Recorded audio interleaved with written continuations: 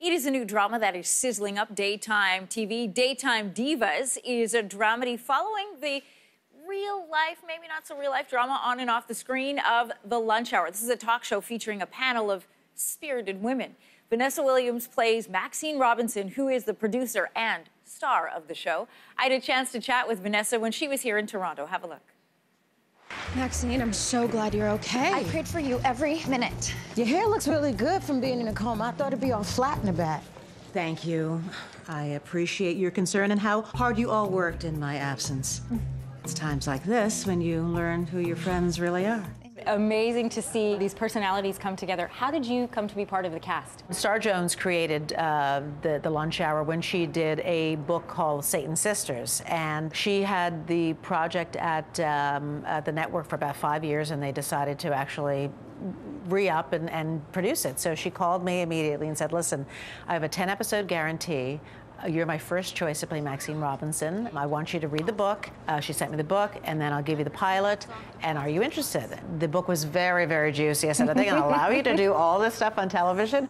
He wants to bring in a replacement co-host for you. After 3 days? Never happened. My empty chair is getting huge ratings. You were the go-to diva for Star Jones. What does that feel like? Well, you know, I think because I've done so many parts that are larger than life and have lots of attitude and great lines and stuff, she knew when she actually was writing it, she had me in mind, which is kind of crazy. Compare and contrast some of the divas that you've played, both on Desperate Housewives and on Ugly Betty, and now Maxine Robinson. Maxine actually has the top job. I think my other characters were always striving to reach the top, and but Maxine is a woman of a certain age. She has had a stellar career as a journalist.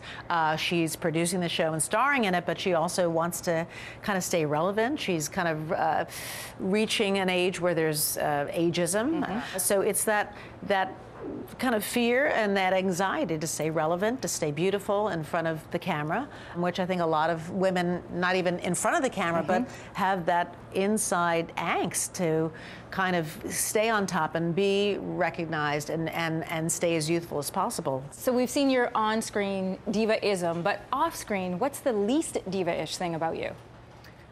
My whole life. I mean, are you jeans and t-shirts? Or are you heels and lashes? Total jeans and t-shirt, no heels and lashes unless I have to put on the persona. But you know, I live about an hour outside New York, so I've got 5 acres and I've got a Great Dane, and I drive my kids to school, and you know, I cook and barbecue, and I love being a mom, and I love that I get a chance to kind of escape.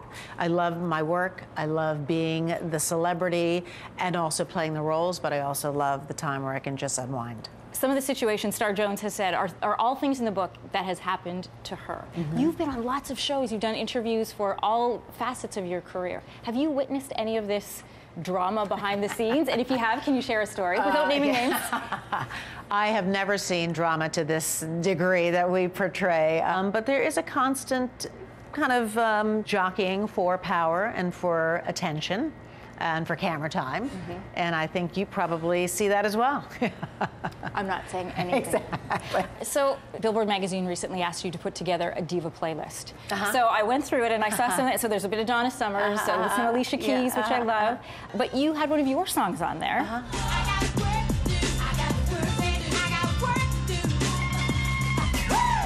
Why did you pick that song in particular? I put Work to Do on because it's from my Comfort Zone album, but I continue to sing. I gig all the time, and at my concerts, I dedicate it to all the working women in the audience, and they freak out because we're all working, and it seems like the work never ends.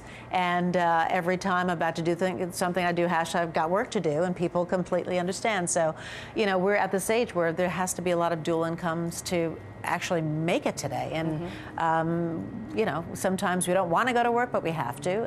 But when we work it good. I'm glad that we're talking about your music, because one of my favorite songs still to sing, and I'm not a singer, but on my own I am, is Save the Best for Last. Yeah. Sometimes the snow comes down in June. Sometimes the sun goes round the moon. It's a beautiful beautiful song. Do you still sing that song? Oh yeah, that's my finale song, and I tell the audience it's karaoke time. I expect everyone to sing along, and they all sing along, and it's unbelievable. They all kind of sway, and you know, it's one of those you can the first sometimes, and then everyone jumps right in, and it's nostalgic, but it's still relevant. I have 2 girls. You're a mom raising girls. Do you have any advice for me as your girls are a little bit older?